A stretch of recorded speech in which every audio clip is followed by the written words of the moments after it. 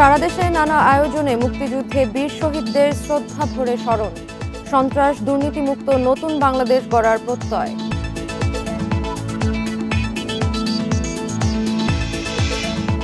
ঈদযাত্রায় সব মহাসড়কে বেড়েছে যানবাহনের চাপ, নেই ভোগান্তি, অতিরিক্ত ভাড়া নিলেই ব্যবস্থা, হুঁশিয়ারি পুলিশের।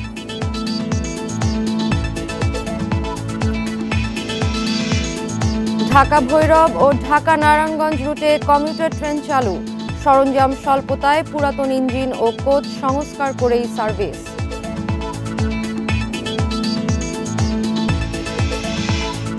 সকাল থেকে মধ্যরাত পর্যন্ত জমজমাট ঈদের কেনাকাটা, দেশির পাশাপাশি পাকিস্তান ও আফগান পোশাকের চাহিদা বেশি। এই ঈদে জামা জুতো অ্যাকসেসরিজের ডিসকাউন্ট। স্বাগত সমগ্র বাংলাদেশে, শুনছিলেন শিরোনাম, এবার বিস্তারিত নিয়ে সঙ্গে আছি আমি সাদিয়া আফরিন। স্বাধীনতা দিবসে সারা দেশে ফুলেল শ্রদ্ধায় বীর শহীদদের স্মরণ করছে জাতি। সন্ত্রাস দুর্নীতিমুক্ত নতুন বাংলাদেশ গড়ার প্রত্যয় সব শ্রেণী পেশার মানুষের। বিভিন্ন জেলায় কুচকাওয়াজ, চিত্রাঙ্কন সহ নানা কর্মসূচির আয়োজন করা হয়। তবে স্বাধীনতা দিবসে 3 পার্বত্য জেলার কোথাও ৭১-এর বীর শহীদদের শ্রদ্ধা জানাতে দেখা যায়নি পার্বত্য চট্টগ্রাম জনসংহতি সমিতির প্রধান সন্তু লারমাকে। সূর্যোদয়ের সাথে সাথে ৩১ বার তোপধ্বনির মধ্য দিয়ে শুরু হয় স্বাধীনতা দিবসের আনুষ্ঠানিকতা। চট্টগ্রাম নগরীর কাট্টলিতে অস্থায়ী স্মৃতিসৌধে শ্রদ্ধা জানান সিটি মেয়র, জেলা প্রশাসক সহ অন্যান্য কর্মকর্তারা। এরপর নানা শ্রেণী পেশার মানুষ ফুল দিয়ে শ্রদ্ধা জানান। ৭১ ও ২৪-এর চেতনা ধারণ করে আগামীর বাংলাদেশ গড়ার প্রত্যয় তাদের কণ্ঠে। আমরা আশা করি আগামী প্রজন্ম যারা উজ্জীবিত, তারা বাংলাদেশকে সোনার বাংলা হিসেবে প্রতিফলন ঘটাবে। দুটোর ঐতিহাসিক পটভূমি এবং মৌলিক যে পার্থক্য সেটার মধ্যে ভিন্নতা আছে, বাট আমাদের মূল জায়গা হচ্ছে সেখানে সাম্যতা। জাতির শ্রেষ্ঠ সন্তানদের শ্রদ্ধা জানাতে নানা কর্মসূচির আয়োজন করা হয় রাজশাহীতে। তোপধ্বনির পাশাপাশি জাতীয় পতাকা উত্তোলন ও কুচকাওয়াজ হয়। আগামী দিনে আমরা আরও এগিয়ে যাব, বাংলাদেশকে একটা বিশ্ব আসনে বিশ্ব মর্যাদায় নিতে পারবো বলে আমরা বিশ্বাস করি। সিলেটের স্বাধীনতা দিবসের প্রথম প্রহরেই নগরীর কেন্দ্রীয় শহীদ মিনারে ফুল দিয়ে শ্রদ্ধা জানান স্থানীয়রা। সন্ত্রাস ও দুর্নীতিমুক্ত দেশের প্রত্যাশা তাদের। গৌরব উজ্জ্বল ইতিহাস, সেটি আমাদের সাংস্কৃতিক কর্মকাণ্ডের মাধ্যমে, আমাদের গানের মাধ্যমে, আমাদের কবিতা, আমাদের নৃত্যের মাধ্যমে আমরা তরুণ প্রজন্মের কাছে পৌঁছে দেবার চেষ্টা করছি। বরিশালে পায়রা উড়িয়ে স্বাধীনতা দিবসের অনুষ্ঠান শুরু হয়। কুচকাওয়াজে অংশ নেন পুলিশ, আনসার, ফায়ার সার্ভিস সদস্য সহ বিভিন্ন শিক্ষা প্রতিষ্ঠানের শিক্ষার্থীরা। খুলনায় সূর্যোদয়ের সাথে সাথে গল্লামারী বধ্যভূমির স্মৃতিসৌধে শহীদদের প্রতি শ্রদ্ধা জানানো হয়। কুচকাওয়াজ, চিত্রাঙ্কন প্রতিযোগিতা ও সাংস্কৃতিক অনুষ্ঠানের মধ্য দিয়ে পালিত হয় স্বাধীনতা দিবস। এই দিনে আমাদের কামনা, আমরা সামনের দিকে বৈষম্যহীনভাবে এগিয়ে চলব। নানা কর্মসূচিতে গাজীপুর, টাঙ্গাইল, ফরিদপুর, গোপালগঞ্জ, রাজবাড়ী, বাগেরহাট, নড়াইল, বগুড়া, নাটোর, লক্ষ্মীপুর, পটুয়াখালী, হবিগঞ্জ, পঞ্চগড়, ঠাকুরগাঁও, জয়পুরহাট, খাগড়াছড়িতে মহান স্বাধীনতা দিবস পালিত হয়। সোহেলি জাহান, ইন্ডিপেন্ডেন্ট নিউজ। সিলেটের স্বাধীনতা দিবসের প্রথম প্রহরে শহীদ মিনারে শ্রদ্ধা জানাতে গিয়ে পুলিশে বাধার মুখে পড়েছে কয়েকটি ছাত্র সংগঠন। মঙ্গলবার রাত 12:30টার দিকে নগরীর কেন্দ্রীয় শহীদ মিনারের সামনে ছাত্র ইউনিয়ন এবং গণতান্ত্রিক ছাত্র কাউন্সিলের নেতাকর্মীরা শ্রদ্ধা জানাতে আসলে এ ঘটনা ঘটে। 26শে মার্চের প্রথম প্রহরে শহীদদের শ্রদ্ধা জানাতে যায় ছাত্র ইউনিয়ন এবং গণতান্ত্রিক ছাত্র কাউন্সিল সহ কয়েকটি ছাত্র সংগঠন। এ সময় শহীদ মিনারের সামনে পৌঁছালে পুলিশ তাদের বাধা দেয়। পুলিশি বাধা অতিক্রম করে শহীদ মিনারে প্রবেশ করতে চাইলে গেট বন্ধ করে দেওয়া হয় বলে অভিযোগ করেন নেতারা।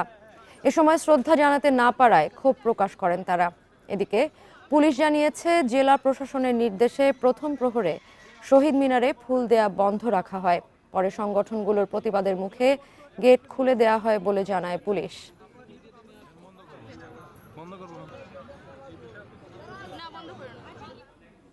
সাভার জাতীয় স্মৃতিসৌধে জয় বাংলা, জয় বঙ্গবন্ধু স্লোগান দিয়ে অস্থিতিশীল পরিবেশ সৃষ্টির অভিযোগে 3 জনকে আটক করেছে পুলিশ। বেলা 11টার দিকে স্মৃতিসৌধ প্রাঙ্গণ থেকে তাদেরকে আটক করা হয়। প্রত্যক্ষদর্শীরা জানান, মহান স্বাধীনতা দিবস উদযাপন উপলক্ষে জাতীয় স্মৃতিসৌধে শ্রদ্ধা জানাতে আসেন সর্বস্তরের মানুষ।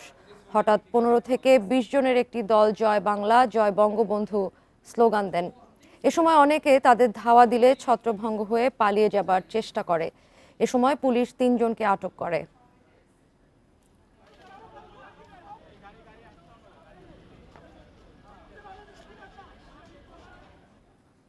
দক্ষিণ পশ্চিমাঞ্চলের প্রবেশপথ ঢাকা মাওয়া এক্সপ্রেসওয়ে হয়ে 24 জেলার মানুষ ঈদে বাড়ি ফিরতে শুরু করেছে। পদ্মা সেতুর কারণে এ পথে ঈদ যাত্রা নির্বিঘ্ন। স্বাভাবিক সময়ের চেয়ে দূরপাল্লার যানবাহনের চাপ কিছুটা বৃদ্ধি পেলেও কোথাও কোনো বিড়ম্বনা নেই। পদ্মা সেতু টোল প্লাজা থেকে দ্রুত টোল সংগ্রহ করতে 7টি বুথ চালু করা হয়েছে। এছাড়া মোটরসাইকেল চলাচলের জন্য এক্সপ্রেসওয়ে এবং পদ্মা সেতুতে আলাদা লেন নির্ধারণ করে দেওয়া হয়েছে। মহাসড়কে নিরাপত্তা নিশ্চিতে হাইওয়ে পুলিশের 8টি ইউনিট কাজ করছে। তবে ঢাকা টাঙ্গাইল যমুনা সেতু মহাসড়কে যানবাহনের চাপ বেড়েছে। এলেঙ্গা থেকে বঙ্গবন্ধু সেতু পর্যন্ত সকাল থেকে যানবাহনের চাপ বাড়তে থাকে। এছাড়া যমুনা সেতুর 2 পাশে 9টি বুথ দিয়ে যানবাহন পারাপার হচ্ছে। তবে চাপ নেই মানিকগঞ্জের পাটুরিয়া, দৌলতদিয়া এবং আরিচা কাজিরহাট নৌ রুটে। সকাল থেকে ছোট বড় 22টি ফেরি দিয়ে নির্বিঘ্নে যানবাহন পারাপার হয়েছে।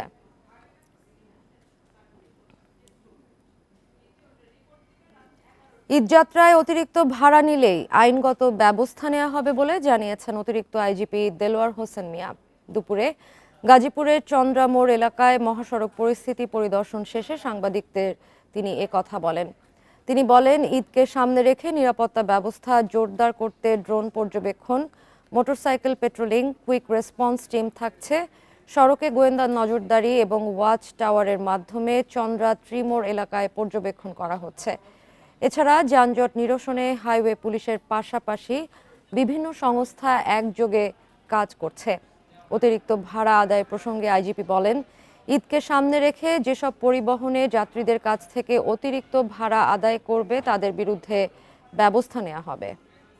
গাড়ি অতিরিক্ত ভাড়া আদায় করবে তাদেরকে আমরা শনাক্ত করব, তাদের বিরুদ্ধে আইনগত ব্যবস্থা নেব। বিজুলিপিটা আছে, ওখান থেকে কালিয়াপুর পর্যন্ত আমরা বাইপাস করব। এরপরে যদি সংকলন না হয় আমরা তখন মানিকগঞ্জের কালামপুর দিয়ে মির্জাপুর বাইপাস করব।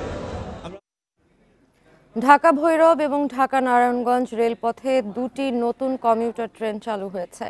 সকালে ভৈরব রেল স্টেশন থেকে ঢাকার উদ্দেশ্যে ছেড়ে যায় নরসিংদী কমিউটার ট্রেনটি। নরসিংদী সহ 9টি স্টেশনে যাত্রা বিরতি দিয়ে কমলাপুর রেলওয়ে স্টেশনে পৌঁছায় ট্রেনটি। রেল কর্তৃপক্ষ বলছে, ট্রেনটি দৈনিক 4 বার ভৈরব থেকে ঢাকা আসা যাওয়া করবে। ট্রেনটিতে নারীদের জন্য আলাদা একটি কোচ রাখা হয়েছে এবং ভাড়া নির্ধারণ করা হয়েছে 45 টাকা। এদিকে ঢাকা নারায়ণগঞ্জ রুটে আধুনিক কমিউটার ট্রেন চালু করা হয়েছে। সকালে ট্রেনটি কমলাপুর রেল স্টেশন থেকে ছেড়ে চাষারা রেল স্টেশনে পৌঁছায়। ট্রেনটি একসাথে 1000-এর বেশি যাত্রী বহন করতে পারবে। নতুন এই ট্রেন সার্ভিস চালু হওয়ায় সাধারণ মানুষ স্বল্প খরচে যাতায়াত করতে পারবে বলে আশা রেল কর্তৃপক্ষের।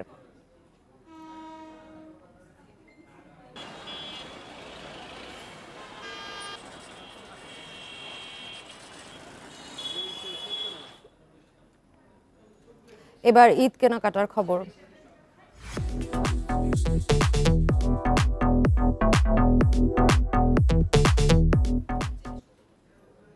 ঈদের আগে দেশ জুড়ে জমে উঠেছে বেচাকেনা। সকাল থেকে মধ্যরাত পর্যন্ত ব্যস্ত ক্রেতা ও বিক্রেতা। বিক্রি ভালো হওয়ায় খুশি দোকানিরা। গত বছরের তুলনায় দাম বেশি বলছেন ক্রেতারা। দেশীয় পোশাকের পাশাপাশি পাকিস্তানি ও আফগানি পোশাকের আগ্রহ দেখা গেছে। ঈদকে সামনে রেখে ক্রেতা আকৃষ্ট করতে বর্ণিল আলোকসজ্জা কুষ্টিয়া শহরের ছোট বড় সব মার্কেটে। নানা ফ্যাশনের বাহারি পোশাক কিনতে ভিড় করছেন ক্রেতারা। মেয়েদের পছন্দের তালিকায় রয়েছে 3 পিস আর শাড়ি, ছেলেদের পছন্দ পায়জামা ও পাঞ্জাবি। দামটা একটু চড়া, তো দামদর করে নিলে পরে আলহামদুলিল্লাহ ঠিকঠাক আমাদের বাজেট মতোই কিনতে পারলাম। অনেক দোকান ঘুরছি আমি, সেখান থেকে এখানের মানটা একটু ভালো, কালেকশনটা অনেক সুন্দর। নিত্য নতুন ডিজাইনের কাপড়ের পসরা সাজিয়েছেন দোকানিরা। এবার দেশীয় পোশাকের পাশাপাশি পাকিস্তানি ও আফগানি পোশাকের চাহিদাও দেখা গেছে। বেচাকেনা ভালো হওয়ায় খুশি বিক্রেতারা। অন্যবারের তুলনায় দাম বেশি বলছেন ক্রেতারা। বাচ্চার জন্য স্যান্ডেল কিনতে আসছি, আমার মা বোন সবাইকে নিয়েই আসছি, বেশ ভালো ভালো স্যান্ডেল কালেকশন। পাকিস্তানি ড্রেসটাই বেশি চলছে, কারণ অনলাইনে দেখে এসে সবাই সেটাই নিচ্ছে। এটা সব থেকে বেশি চাহিদা, সেটা হচ্ছে পাকিস্তানি ড্রেসের উপরে বেশি চাহিদা। যেমন পাকিস্তানি কিছু ব্র্যান্ড আছে, আগানোর আছে, নোটসের আছে। ঈদকে সামনে রেখে জমে উঠেছে মেহেরপুরের বিপণী বিতানগুলো। সকাল থেকে রাত পর্যন্ত চলছে বেচাকেনা। রমজানের শেষ মুহূর্তে নিজ সামর্থ্য অনুযায়ী ক্রেতারা ছুটছেন ছোট বড় মার্কেটে। অর্ধেক রোজার পর থেকে আমাদের ব্যবসা আলহামদুলিল্লাহ অনেক ভালো। আর এবার আপনার আগে ছিল ইন্ডিয়ান ড্রেসের চাহিদা বেশি, এবার পাকিস্তানের ড্রেসের চাহিদা পুরোপুরি বেশি। বেনাপোলে বিভিন্ন শপিং মলে পায়জামা, পাঞ্জাবি ও শার্ট প্যান্টের দোকানের পাশাপাশি ভিড় বেড়েছে কসমেটিক্সের দোকানে। ব্যবসায়ীরা বলছেন অন্য বছরের তুলনায় এবার বিক্রি ভালো। আমরা আশা করি আগামী তো বেচাকেনার যতদিন রমজান আছে, আশা করি খুব ভালো একটা রেজাল্ট পাবো। এবার কালেকশন আপনার সারারা আছে, বাংলাদেশের গারারা, তারপর অনন্য থ্রি পিস আছে। ঈদকে ঘিরে বিপণী বিতানগুলোতে বাড়ানো হয়েছে নিরাপত্তা। Tanzil Hasnat, independent news. ঈদে টানা 10 দিন বন্ধের কারণে বেনাপোল স্থলবন্দরে আটকা পড়েছে কয়েকশো পণ্যবাহী যানবাহন। তবে এ সময় পাসপোর্টধারী যাত্রী চলাচল স্বাভাবিক থাকবে। রাজস্ব কর্মকর্তা আবু তাহের জানিয়েছেন, টানা 10 দিনের ছুটিতে আমদানি রপ্তানি বন্ধ থাকবে। এতে স্থবির হয়ে পড়েছে বেনাপোল পেট্রোপোল বন্দরের কার্যক্রম। তবে 10 দিনের ছুটিতে এই চেকপোস্ট দিয়ে দুই দেশের মধ্যে পাসপোর্টধারী যাত্রী চলাচল স্বাভাবিক থাকবে। আগামী 6 এপ্রিল থেকে কাস্টমস ও বন্দরের কার্যক্রম চালু হবে।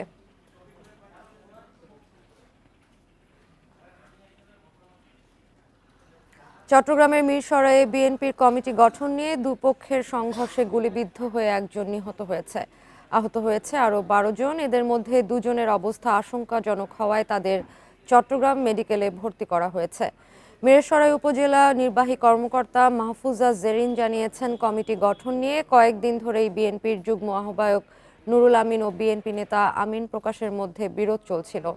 সংঘাত এড়াতে উপজেলায় 144 ধারাও জারি করা হয়। বুধবার সকালে 144 ধারা ভঙ্গ করে নুরুল আমিনের লোকজন শহীদ মিনারে ফুল দিয়ে ফেরার পথে বারৈয়ারহাটে দুপক্ষের সংঘর্ষে জড়ায়। এতে গুলিবিদ্ধ হয়ে একজন নিহত হন। পুলিশ জানিয়েছে, নিহত জাবেদ বিএনপি কর্মী হলেও কোনো পক্ষের তা জানা যায়নি। এর আগে রাউজানেও আধিপত্য বিস্তার নিয়ে বিএনপি দুপক্ষের সংঘর্ষে হতাহতের ঘটনা ঘটে। মাগুরায় মামলার এজাহারের নাম বিভ্রাটের কারণে জেল খাটছেন আরেকজন শিরোনামে ইন্ডিপেন্ডেন্ট টেলিভিশনে খবর প্রচারের পর কারাগারে থাকা আটক আয়ুব আলীকে জামিন দিয়েছে আদালত। সোমবার পাবনার নারী ও শিশু নির্যাতন দমন ট্রাইব্যুনালের বিচারক মিজানুর রহমান এ আদেশ দেন। নামের জটিলতায় কারাভোগ করছেন আয়ুব আলী, যেখানে মূল আসামি আয়ুব শেখ কারাগার থেকে জামিনে মুক্তি হয়ে পলাতক রয়েছেন। আর চলতি বছরের 27 ফেব্রুয়ারি নির্দোষ আয়ুব আলীকে কারাগারে পাঠায় পুলিশ। চট্টগ্রামে বহদ্দারহাট এলাকায় একাধিক বিদ্যুতের খুঁটিতে আগুন লাগার ঘটনা ঘটেছে। মঙ্গলবার রাত 2:30টার দিকে বহদ্দারহাটের শুল্কবহর এলাকায় প্রধান সড়কের পাশের খুঁটিগুলোতে আগুন লেগে যায়। এতে পুড়ে গেছে বিদ্যুৎ ও ইন্টারনেট সংযোগের তার। ফায়ার সার্ভিস জানায়, বহদ্দারহাট থেকে শুল্কবহর যাওয়ার পথে বিদ্যুতের খুঁটিগুলোতে আগুন জ্বলতে দেখেন কয়েকজন পথচারী। খবর পেয়ে ঘটনাস্থলে গিয়ে আগুন নিয়ন্ত্রণে আনে ফায়ার সার্ভিসের 2টি ইউনিট। তবে আগুন লাগার কারণ জানা যায়নি। মহান স্বাধীনতা দিবস উপলক্ষে পটুয়াখালীর কলাপাড়ায় জনসাধারণের জন্য যুদ্ধজাহাজ উন্মুক্ত করে দেয়া হয়েছে। দুপুরে পায়রা বন্দরের সার্ভিস জেটিতে BCGS অপরাজেয় বাংলা নামের জাহাজটি উন্মুক্ত করা হয়। বিভিন্ন স্কুল কলেজের শিক্ষার্থী সহ সাধারণ মানুষ জাহাজটি দেখতে ভিড় করেন। এই যুদ্ধজাহাজটি সম্পর্কে মানুষের কৌতূহল ও বিভিন্ন প্রশ্নের জবাব দেন কোস্টগার্ডের দায়িত্বরত কর্মকর্তারা। জাহাজের গভীর সমুদ্রে গমন ও উপকূলীয় অঞ্চলে টহল, উদ্ধার, অবৈধ অনুপ্রবেশ ও চোরাচালান রোধ, মৎস্য ও প্রাকৃতিক সম্পদ রক্ষা এবং যুদ্ধ কৌশল সম্পর্কে জানতে পেরে উচ্ছ্বসিত দর্শনার্থীরা।